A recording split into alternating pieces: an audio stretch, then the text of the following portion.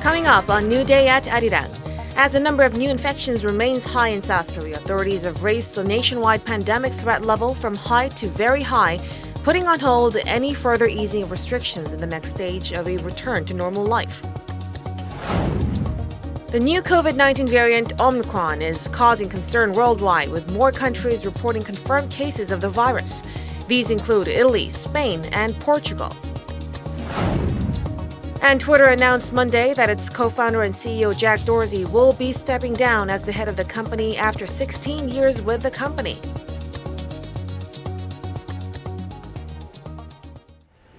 Hello and welcome to this Tuesday edition of New Day at Arirang. I'm Mark Broom. It's 8 a.m. Korea time on Monday 30th, November 30th rather, the last day of November here in Seoul, South Korea.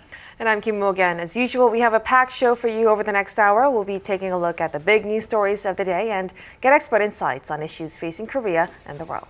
I think I'm just excited for December to come. Let's start with COVID-19 then, because it's becoming increasingly serious situation. This new variant of the virus continues to rampage across continents around the world. More cases detected in Europe, and nations there and elsewhere are quickly sealing off their borders in an attempt to curtail the spread of this new strain.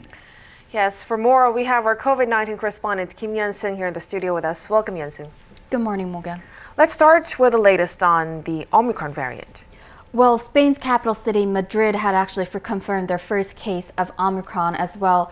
The infected person with the mutant strain was a man in his 50s who had recently traveled to South Africa, and he had stopped over in Amsterdam as well. Portuguese authorities had also confirmed an Omicron cluster coming from a professional soccer club in the country.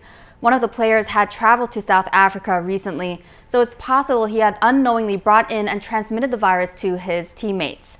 Many other countries, Denmark, Sweden, Czech Republic, Italy, Hong Kong, Canada, Australia also confirmed Omicron cases within their borders. There's a suspected community infection in Scotland as well, where none of the infected patients have recent history of traveling. So officials there are left to figure out how widespread the virus already is within their local population. And what kind of response is this triggering in those countries? Well, first off, G7 nations are convening to discuss an emergency response. Also, many countries have been sealing off their borders to countries in southern Africa where the virus strain had first been spotted. Others have been quickly following suit, hoping to delay the arrival of the virus on their shores, and some have been resorting to more drastic measures. Japan, for example, recently banned incoming foreign travel, including ones from South Korea, after finding their first suspected case of Omicron in a passenger traveling from Namibia. South Korea had made clear that it wasn't going to close down all borders to foreign travelers, but had imposed travel restrictions to 8 countries in southern Africa. But Yeon-seok, these restrictions have caused a lot of controversy. Tell us more of that. That's right, Mo-gan. As you can imagine, well, the countries on the receiving end weren't too happy about the current measures. For example, South Africa, they were the first to report the virus to the WHO, so they're bearing the full brunt of the impact on their economic and tourism sectors. Some experts say that these travel bans do more harm than good, because it ultimately discourages countries to report any new strains if others happen to emerge in the future. Now, these restrictions are completely, there's a soundbite from the South African president. Let's take a listen to that first. Now, these restrictions are completely unjustified and unfairly discriminate against our country and our Southern African sister countries. South Africa and Botswana should be thanked for detecting, sequencing, and reporting this variant, not penalized. Exactly. So vaccination access has also been very poor in many African countries, with vaccine distribution being heavily skewed towards more wealthier countries. Officials and experts say that the world is now seeing the effects of vaccine hoarding with the emergence of Omicron, and it's the countries in Africa that are being penalized. Well, it does seem a bit unfair that this variant has been spotted in several European nations as well, and other countries aren't closing their borders to European countries. even though there are cases there as well. But finally, before we let you go, tell us more about the situation right now here in South Korea.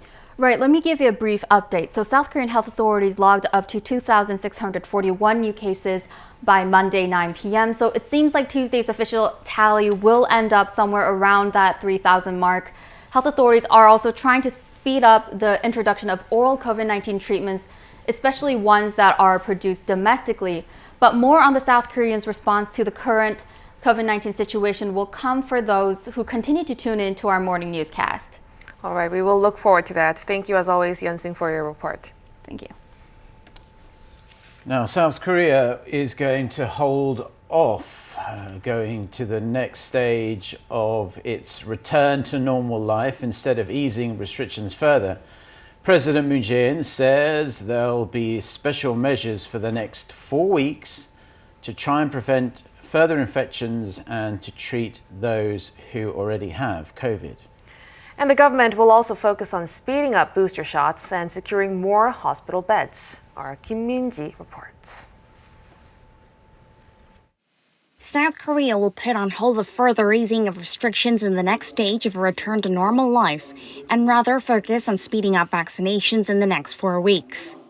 President Moon Jae-in announced the decision Monday during a special meeting on the nation's COVID-19 response. The country started easing its restrictions as part of a gradual return to normal life in early November, and has since seen the number of new daily infections hover between 3,000 and 4,000, while the number of critically ill has topped 60.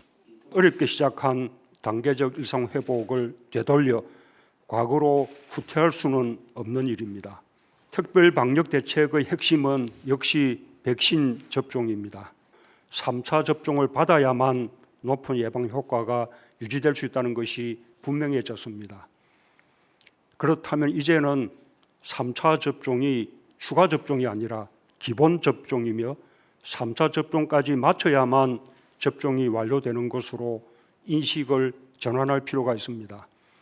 That said, the government will expand eligibility for booster shots to those aged 18 to 49 who've been fully vaccinated for at least 5 months. Reservations start later this week. And while schools will stay open nationwide, the government will be focusing on vaccinating more students and later lower the age to 12 years after taking into account what's being done in other countries. In response to the shortage of hospital beds in the capital area, all those infected will be allowed to recover at home under thorough monitoring, with the exception of serious cases. Once infected, the patient will undergo a checkup at a medical institution and receive a kit for home care, such as thermometer oxygen saturation tester. We will also consider more financial aid given the added burden. We're also working to secure additional 2,000 hospital beds in the metropolitan area to prepare for a surge of patients that require hospitalization. The government added that further discussions will be held on potentially cutting down personal gatherings or applying new restrictions to cafes or restaurants in consideration of the impact on the economy and inconvenience caused to people's daily lives. Kim Min-ji, Arirang News. Global COVID-19 vaccine makers are rushing to identify ways to tailor their shots to fight the newly identified Omicron variant, which is prompting countries to tighten restrictions to stop the spread of the new strain.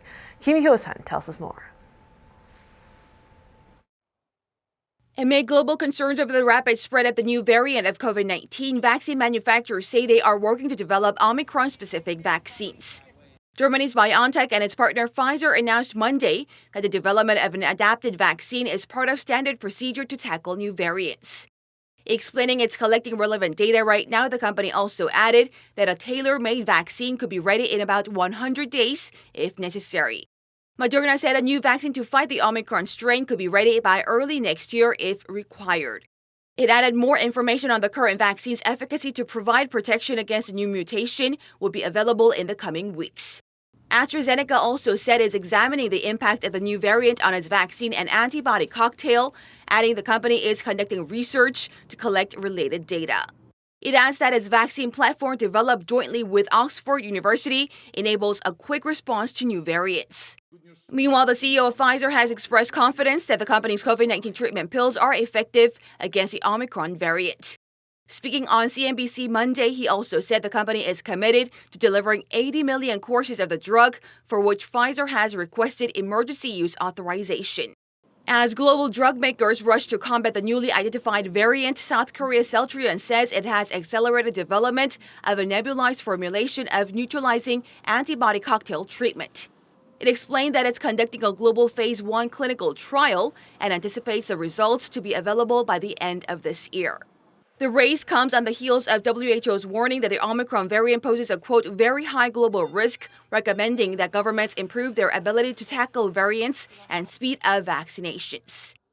Kim Hyun-sun, Arirang News. Now, there had been less than 2 weeks to go until the start of the 2021 Winter Universiade in Lucerne, Switzerland, but the event has been scrapped due to the emergence of the Omicron variant of COVID-19. Organisers made the decision Monday after Switzerland imposed border restrictions on travellers from several countries where the new variant has been detected. This includes Australia, the UK, the Netherlands, Hong Kong and others. Athletes from those countries would have had to quarantine for 10 days upon arrival. The multi-sport event was scheduled to run from December 11th to the 21st. Now, following the resumption of negotiations to try and revive the 2015 Iran nuclear deal, negotiators from both sides have expressed hope the talks will bear fruit. The EU official chairing the talks was upbeat following the first sit-down in Vienna on Monday, saying he expects important things to be agreed upon in the coming weeks. Iran's Deputy Foreign Minister, who's leading Tehran's team of negotiators, also said he was optimistic. In addition, Russia's envoy tweeted that the talks had started quite successfully. However, analysts warn that such early optimism is not yet justified, saying the problems may arise when they get into the weeds, into the details, and past the pleasantries. Now it's time for On Point, where we speak to experts to delve deeper into the biggest news stories in the spotlight right now. As was roundly expected last Thursday, the Bank of Korea raised the benchmark interest rate by 0.25% to 1%. Watchers say they expect more rate hikes continuing deep into next year in a bid to try and stop housing and consumer prices rising so quickly. South Korea's central bank says it was left with no other option but to make the call, with inflation hitting a high not seen in a decade in October, stressing any indecision by them could see inflation spiraling out of control. But what about the effects of the economy and households, as well as the prospects going forward? For more, we connect to Professor Oh Jun-seok from Sookmyung Women's University School of Business. Good morning, Professor. Morning. Now, did anything the Bank of Korea say last week surprise you, or did you expect some of its remarks about the reasons for the rate hike and the economic outlook?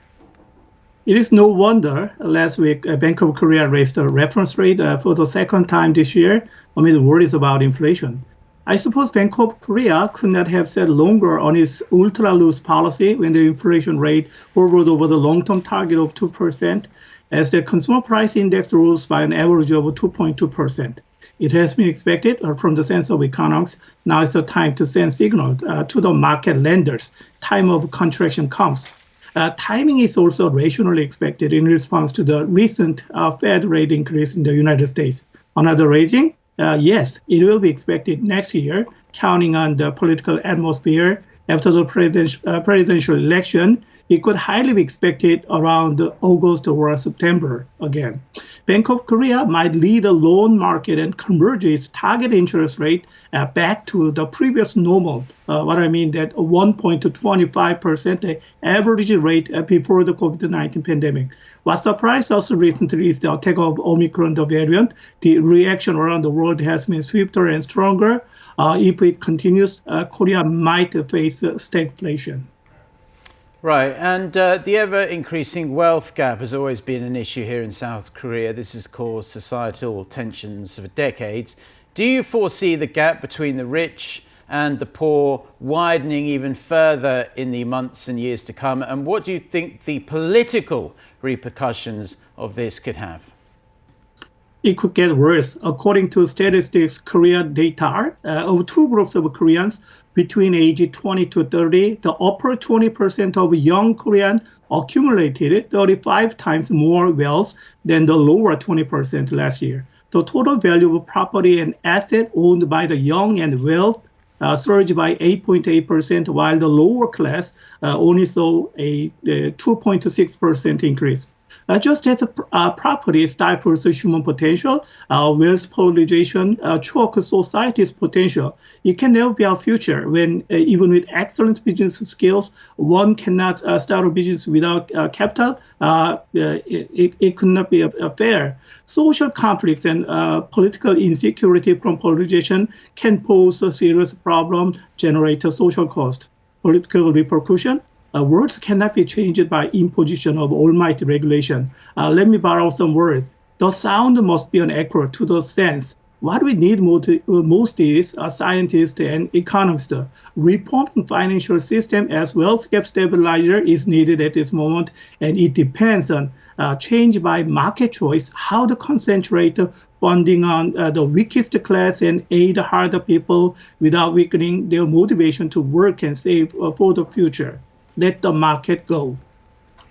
And Professor, during last week's announcement, the central bank also raised its inflation outlook to 2.3% for this year and 2% for 2022. Now, given that the price of everyday goods is going to rise so much over the next year or so, could you envision a scenario in which public firms are ordered to pay their workers more? And does the government have the clout to pressure private sector businesses to do the same? Maybe majority ones, but the consumer price rose 3.2% in October from a year earlier, marking the fastest clip since 2012. The Bank of Korea raised the forecast for 2021 consumer price to 2.3%, up from a previous estimate of 2.1%. Amid global supply chain disruption and rising energy cost, prices for a wide range of products are shooting up. The fast-paced and continual rise in consumer price could deal a blow to the economy in a way that undercut the purchasing power of Korean households. In addition, the Bank of Korea data does not include the housing cost. Those surged during the pandemic as speculative real estate investment, despite the repeated introduction of government policies to battle property speculation, which has been ended as nothing but wrong intervention.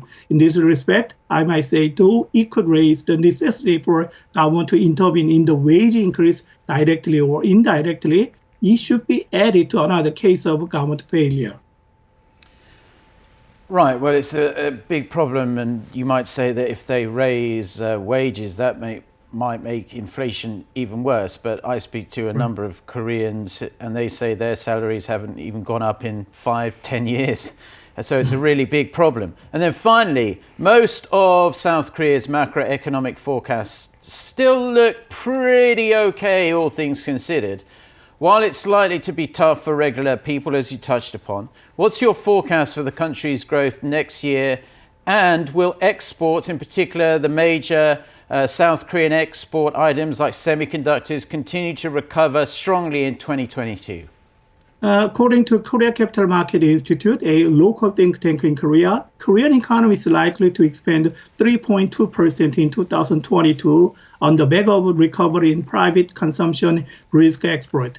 I could expect that largely the same scenario on condition that the variant Omicron cannot affect in the long term on the global economy. Private consumption is expected to show a market upturn in the first half of next year, thanks to a shift in anti-COVID measures and improving consumer sentiment. I agree. Korea's overseas shipments are projected to remaining strong in the coming year, bolstered by the global economic recovery. Korean Capital Market Institute painted a rosy growth outlook based on mainly on external economic factors for the United States and China. Those two countries are main trade partners of Korea and main export market of semiconductor and automobiles. relatively internal economic factors expected a gray outlook due to weakened market demand with inflationary pressure. But when the interest rate hike become effective next year, I could expect that Korea's consumer inflation rate is predictable and then predicted to drop to 1.5% in 2022 from this year's 2.3%. It could encourage the market demand next year. All right. Professor Oh, we appreciate your insights as always. Thank you so much. We'll talk to you again in our next newscasts. Thank you for having me.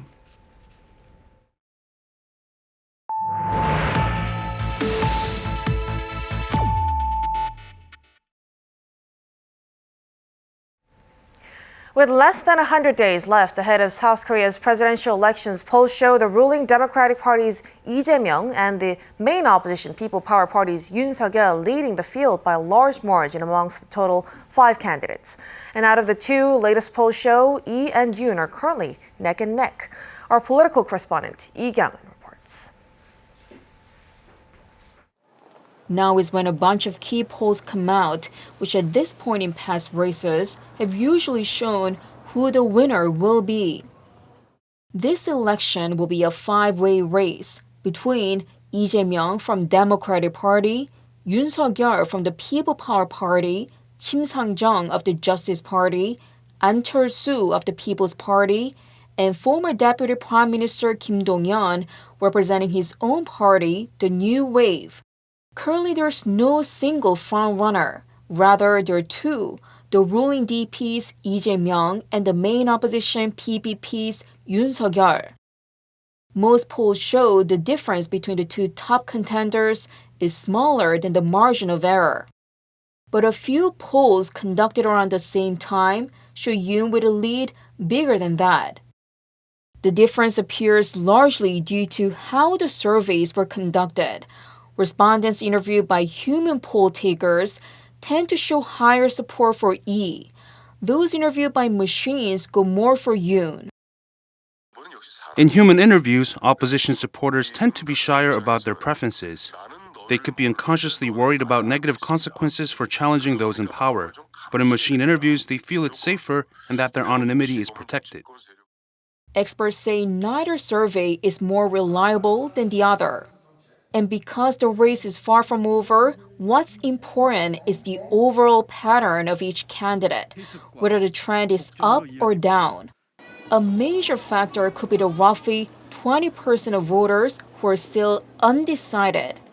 Those include millennials and people in their 50s, many of whom lack a clear political alignment. They're likely to base their decisions on policy, something that has a direct effect on their lives. Mobile and social media are a big part of this election, so news about the candidates could turn the game around even at the last minute. This election season has come earlier than usual because President Moon Jae-in's term started in May, following the impeachment of his predecessor. The candidates will be traveling around the country in the lead-up to the official campaign period in mid-February. Some 2.3 million overseas voters will cast their ballots 3 weeks in advance, and they must register by January 8th. Lee Kyung-un, Arirang News. And following on from that report, rival party candidates are now campaigning over their key policy pledges. The 5 candidates are vowing to tackle major problems facing South Korea, but each have their unique take on how to resolve them. Kim Do-yeon gives us a rundown. South Korea's top office will have a new person at the helm next May, and with the elections coming even closer, voters are getting a better idea of their options.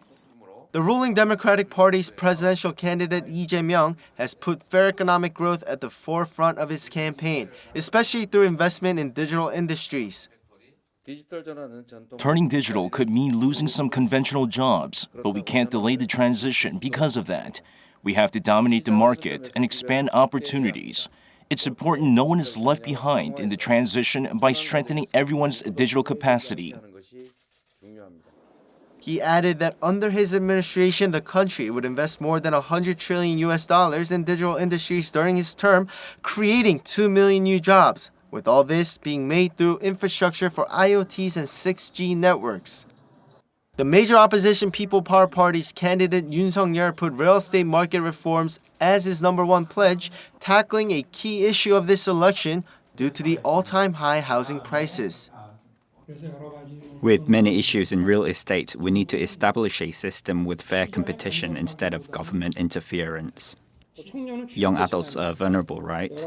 We are preparing ways for young adults to easily buy a house through various financial methods. Over the next 5 years, 2.5 million houses will be supplied nationwide, of which 300,000 will be offered at cost price, designed so that young adults without a home can purchase it at the original price and make up to 70% profit after 5 years. Candidates in minor oppositions are also pushing their ambitious promises. Justice Party Shim Sang-jung has put a 4-day workweek as her main goal. According to her blueprint, the system will be implemented by 2025 with a new labor law after stages of transition. The People Party's An Chol-soo has his 5-5-5 plan, aiming to have 5 Samsung Electronic level companies to push South Korea into the world's top 5 powerhouses through 5 super gap technologies. Former Finance Minister Kim Dong-yeon will seek reformation in the government's employment system, cutting employees by 20% and scrapping the government pension and the country's top civil service entry exam. Kim Do-yeon, Arirang News.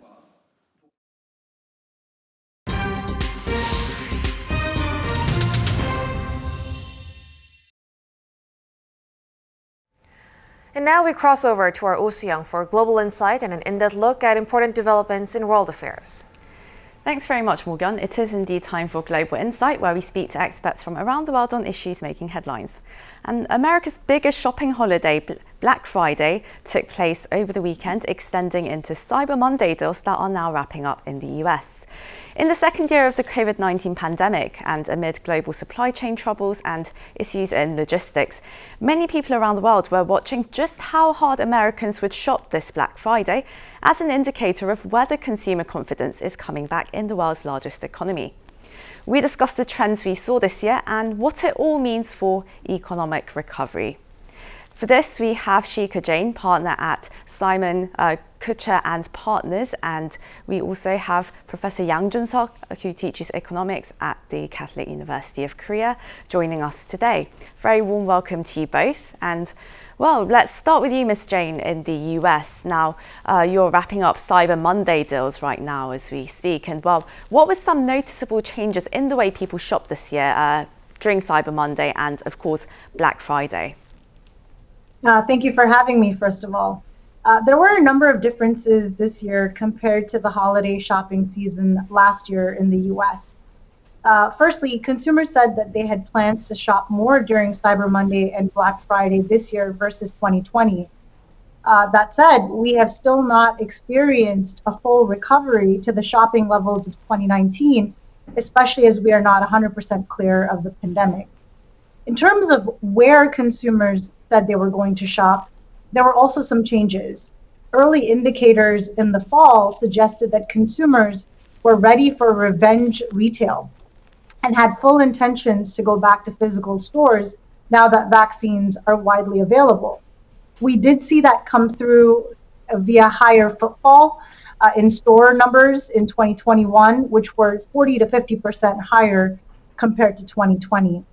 And overall, last year, consumers were a lot more conservative in their spending due to high economic and job uncertainty as a result of the pandemic. As we have more or less stabilized now, consumers have become a lot more optimistic and reflected that in their shopping habits this Cyber Monday and Black Friday.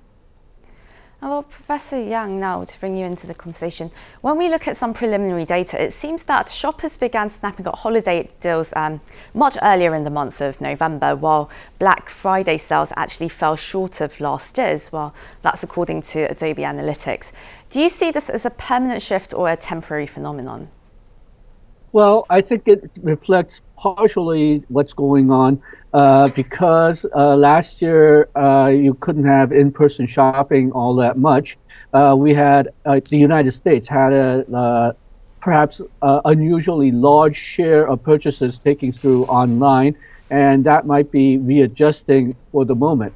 Also, the United States consumption right now is skewed toward goods, merchandise, rather than services, and that will probably readjust as the situation normalizes, the problems with coronavirus goes down.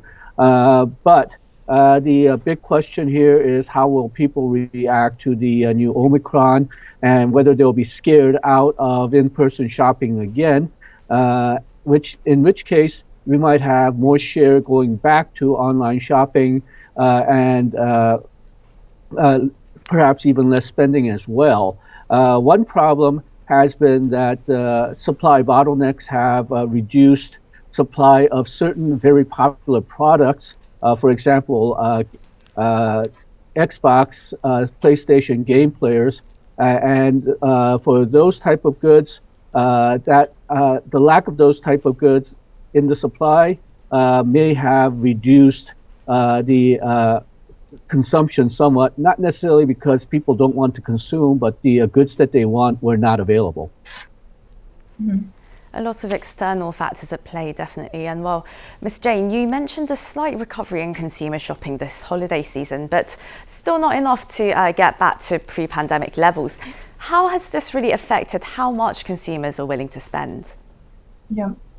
Yeah, so now that the economic recovery is more in the forefront and life is somewhat normal, you know, with the pandemic continuing to happen, but a little bit more in the background, of course, we will have to see how the new Omicron variant develops. Consumers are willing to spend a lot more. You know, in addition to that, as the professor mentioned, there are some other macroeconomic factors at play. A big one in the US is inflationary pressures that are driven primarily due to supply chain and shipping challenges. These have caused price increases, you know, to the consumer because retailers are passing on those increased costs to consumers. And as a result, the total spend for the similar basket of goods has gone up. You know, and another factor that's actually encouraging consumers to spend more is the continued rise of buy now, pay later.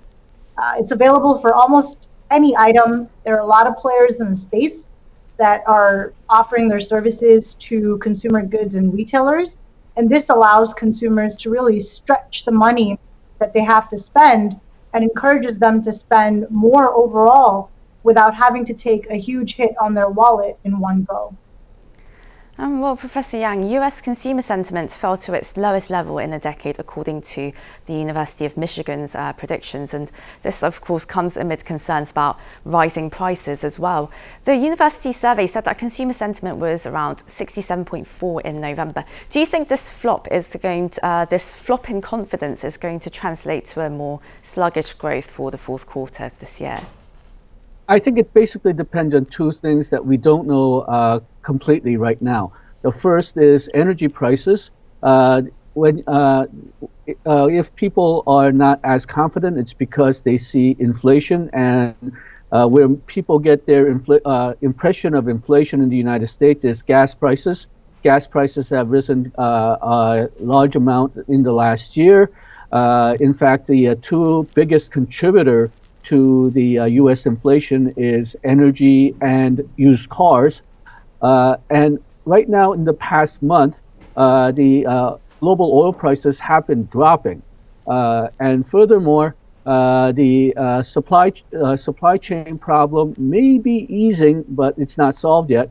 If the inflation comes relatively under control, then I think we will see consumer sentiment go back up. And also, if the Omicron does not prove to be a threat, then we'll also see the consumer sentiment going back up. But if the inflation stays at a high level for an extended period of time, then I think that will consumers will continue to have a low consumer sentiment, and that may be a hindrance to further growth. But we'll have to see basically where the oil prices go and how Omicron goes. Oh, Ms. Jane, for nearly 2 years now, we've been dealing with supply chain disruptions and shortages of some essential items. How are these shortages impacting the holiday shopping season or even just consumer behavior in general? Yeah. Given the prevalence of the supply chain challenges in the news and retailers communicating proactively about potential inventory shortages, consumers are highly aware that the items that they want to give as gifts or in general could be out of stock. And consumer reaction to these disruptions has manifested in one of two ways. One segment of consumers that are dead set on buying what they want likely did not wait until Black Friday to get the best deals. They said, this is the item I want, I'm going to buy it. I care a little bit less about whatever price it may be at. A second segment of consumers, they're the more reactive, price-sensitive group. They're willing to take a chance in order to get the best deals, even if it means that maybe they would have to substitute what they really wanted with the next best alternative. And retailers anticipated these trends. They've developed waves of holiday deals. This is the second year in a pandemic. They're learning and getting better. So they decided to take advantage of these behaviors and have become more transparent and proactive in messaging their Black Friday plans to all consumers so that there's planning on both from the retail side as well as the consumer side. And consumers indeed are they react to price changes and they're very sensitive to price levels, of course. And well, Professor Yang, inflation's just been off the charts for months and months now. And well, the US Federal Reserve, they've insisted that this is a transitionary trend, but it does seem like quite a long transit. We've spoken about this before, of course, but well, some experts are warning now that Fed needs to raise interest rates right now at this point in order to avoid stagflation. Would you agree with this view? Well, I think they do need to accelerate their tightening policy, perhaps not necessarily raise the rates at this time, but they will probably need to accelerate tapering, and they may need to bring up the schedule for raising the interest rate if the inflation continues. But as I mentioned, the two biggest factors for U.S. inflation is energy, which the U.S. monetary policy can do very little about, and also used cars. That's because of lack of parts which are available to make new cars for the most part. Again, monetary policy will not have too much effect on that. Where the monetary policy may be important is we don't want these inflationary pressures to raise people's expectation of permanent future inflation, and that's where raising the interest rate may become a useful tool. If the inflationary expectations do not increase, then it may take until maybe about first or second quarter next year, but I think inflation will come down. But if the inflationary expectations of the U.S. public goes up, then we'll probably have a much longer and much higher inflation than warranted. And while the whole COVID-19 pandemic has been very trying for economists, analysts everywhere, just throwing them off their predictions really. And well, some expected that traffic at retail stores were going to actually pick up this Black Friday because people were deprived from in-store experiences. But well, Ms. Jane, it shows that data shows that traffic at retail stores this Black Friday actually dropped around 28.3% compared with 2019 levels, and that's according to Sensormatic Solutions. And we also saw retail giants like Walmart and Target deciding to remain closed on Thanksgiving. Do you think that this is an indicator that Black Friday shopping, the tradition really of queuing up outside these brick and mortar shops, is going to start to wane over the coming years? Yeah, so definitely something that we saw in 2020. Retailers pulled forward the holiday shopping season for safety reasons to allow for social distancing, and that trend has persisted in 2021. One point to call out is that despite not returning to 2019 levels, in-store shopping this year still grew by 40 to 50% compared to 2020. And by starting sales early, which retailers did this year and last year, it's really a win-win for both retailers and consumers. For retailers, it let them build in that buffer to mitigate some of those supply chain and shipping concerns. It allowed them to assess the demand that hot items had so that they could predict inventory levels in advance. And it reduces the stress that Black Friday puts on the retail workers in the store. And for consumers, starting early provided a safe shopping environment in store due to less crowding. And it also allowed for flexibility and comparison shopping for those consumers that chose to shop online from the comfort of their own home. And it also gave consumers peace of mind that they can get their desired items before Christmas if they just planned in advance. And I think in terms of the future outlook, as consumers continue to change their behavior this year, and depending on how the pandemic progresses into next year, I think the importance of Black Friday as the day for getting the best deals and as the biggest shopping day of the year will continue to wane and will likely be a permanent shift in the holiday shopping landscape. And while shopping fever is pretty contagious, and Professor Yang, South Korea also had a designated shopping period in the first 2 weeks of this month. And consumer sentiment here in the country has been on the rise for the past 3 months as vaccinations started speeding up. But do you think that consumer confidence will remain high and translate into consumption over the next few months? Well, I think Korea was helped a lot by reduced distancing measures at the beginning of November.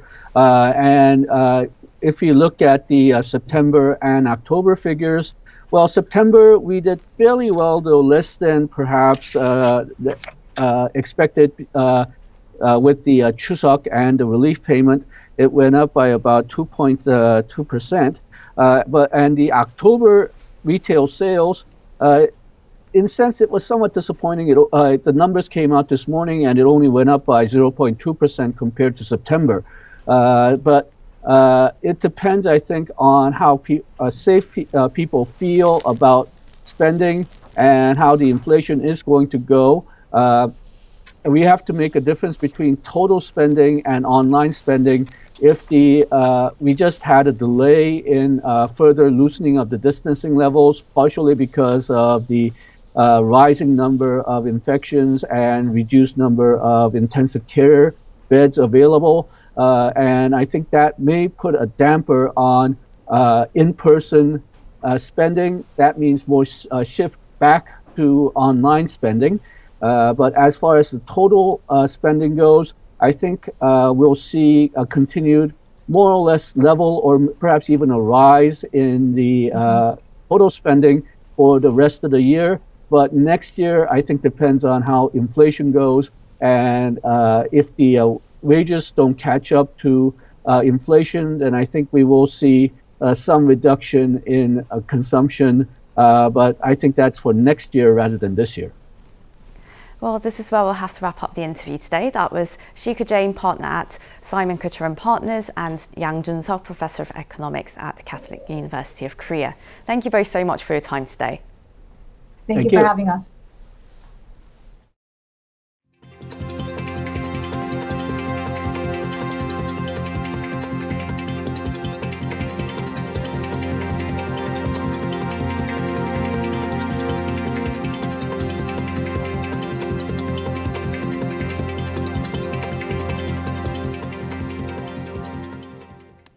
Now, over the past weekend, BTS performed in front of tens of thousands of loyal fans in Los Angeles for what were the band's first in-person concerts in a couple of years. The K-pop superstars have 2 more sold-out gigs lined up for later this week. Shin Ye-eun reports. BTS has finished 2 of its first long-awaited in-person concerts since the start of the pandemic, playing to a sold-out crowd in LA's SoFi Stadium for 2 nights in a row. Due to COVID-19, the band was forced to postpone and cancel what could have been its biggest international tour to date that involved nearly 40 concerts. But BTS is now back on stage in front of its adoring fans. After Saturday and Sunday shows, the septet is now midway through its 4-concert residency in Los Angeles. Ticket prices had started at $75. Some were even being resold for more than $15,000 US. Regardless, tickets for all 4 shows sold out in an instant. After the first concert, member RM said he was very happy to see fans again. Seeing all the fans, seeing the stadium filled with all the fans yesterday got me really emotional, beyond words. Going back on track and seeing all the fans, seeing all the people, and finally in 2 years, this really make us feel like this really is the beginning of our new chapter. Fans, too, were excited to see their idols perform in person. We are definitely excited to see them tonight. It's been so long. We saw them almost 2 years ago at Jingle Ball, and so finally this is another opportunity to see them again. Yeah, we saved up money to go here. Okay. Yes, and our dream is going to come true tonight. BTS has 2 more Permission to Dance on Stage concerts to go on December 1st and 2nd. To enter, fans must present proof of vaccination or a negative PCR test taken within the past 3 days. 신예은, Arirang News. Now, all of us here in South Korea enjoyed a rather mild autumn weekend. However, with the autumn season unfortunately coming to an end now, we're almost in December. Tuesday, today, will be a time to layer up, shall we say.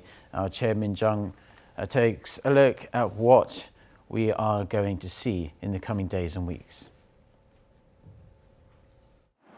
November is coming to an end, and so is autumn. Parks and streets are covered with fallen leaves, filling the atmosphere with late autumn colors. However, the weather is expected to change rapidly in the coming days.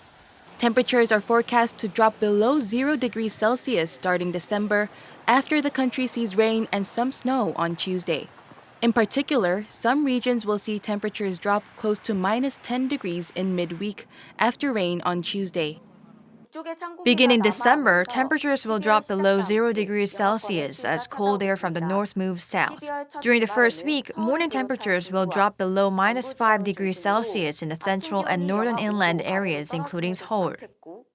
This winter in particular is expected to see the early arrival of a cold wave, and temperatures are forecast to fluctuate severely. Currently, La Niña is developing, and when this happens, temperatures during the winter tend to be lower than usual. Also because there is little Arctic sea ice, we're expecting a very cold December and January this winter. The country's precipitation level is likely to decrease compared to previous years. However, with the cold wave approaching, experts predict that there will be significant regional variations, with heavy snowfall expected in regions on the west coast as well as on islands. Choi Min-jung, Arirang News.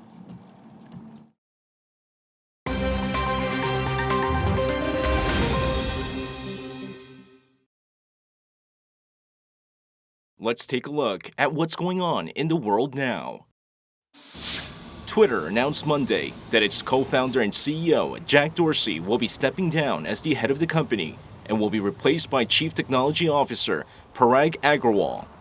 While the company added Dorsey will step down immediately, it said he would remain as a board member until Twitter's stockholder meeting next year. The announcement came as Dorsey sent an email to staff on Monday saying that after 16 years with the company, it was time to leave. He also noted that Agrawal was his preferred choice for the CEO position.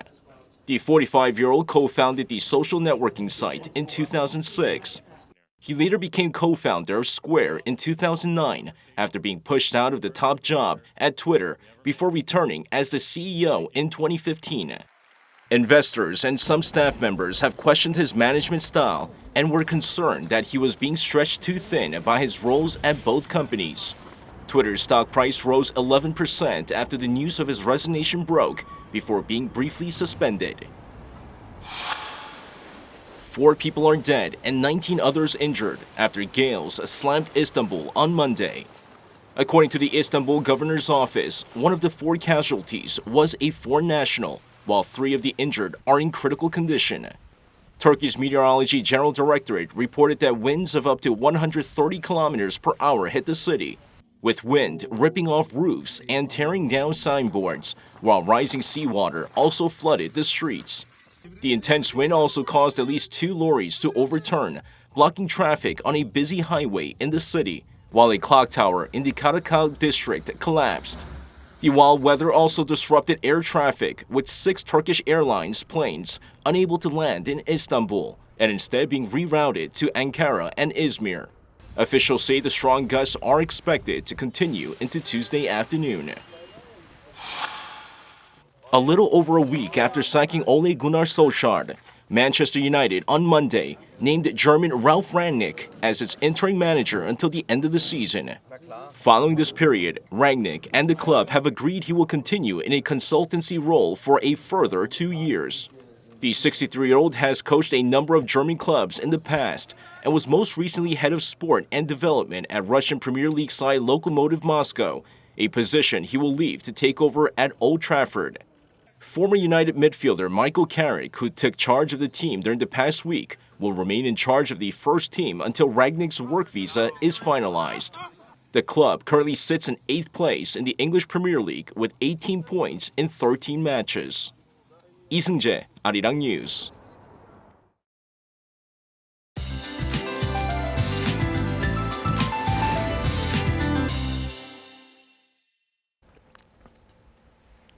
Good morning. Rain is causing a headache for many in western regions this morning. 10 to 20 millimeters of rain an hour has been falling in the west. Then eastern regions will start to receive heavy rain from the afternoon. The south coast and Jeju Island could see up to 60 millimeters of heavy showers, while rain could turn into snow in mountainous regions in Jeju and Gangwon-do province, as well as some inland areas during the day today. Today's rain will bring a major winter chill to the country. Tomorrow morning, the air will feel like minus 11 degrees Celsius here in the capital, and we'll be having some more chilling mornings over the next few days. This morning, though, lows are kicking off in positive territory, but the wind chill is making it feel slightly colder than these actual temperatures. Then highs will be about 3 to 4 degrees lower than yesterday. Seoul will go up to 10 degrees Celsius, Gwangju topping out at 13 degrees this afternoon. With that, here's a look at the weather conditions around the world.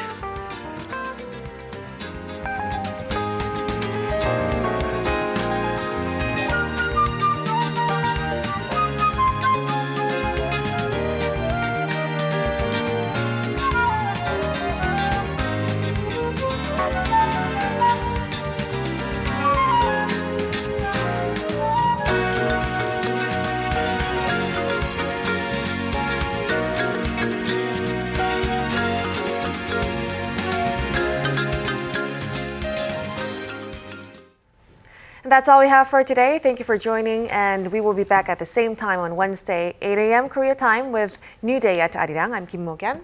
And I'm Mark Broom. I'll be back in just over an hour's time for our next newscast, but in the meantime, stay tuned to Arirang TV, and Mo-kyun and I will see you at 8 a.m. Korea time tomorrow. Until then, goodbye.